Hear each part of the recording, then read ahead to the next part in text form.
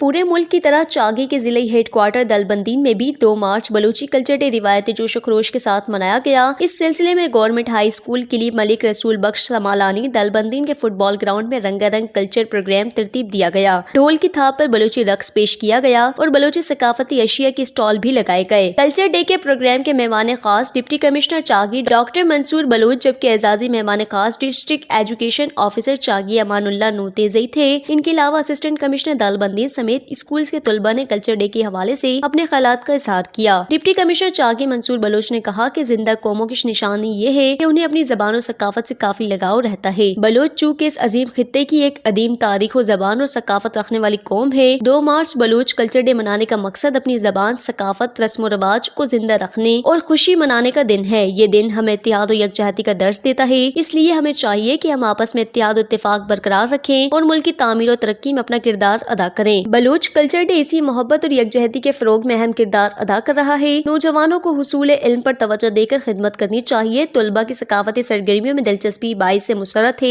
आखिर में ढोल की थाप पर बलोची रक्स पेश किए गए, जिसमें असातिज़ा समेत स्कूल के तलबा ने भी हिस्सा लिया। कल्चर डे के मौके पर तलबा समेत बच्ची और बच्चियां खुसूसी बलोची लिबास सेबतन किए हुए थे। वश न्यूज़ चागी।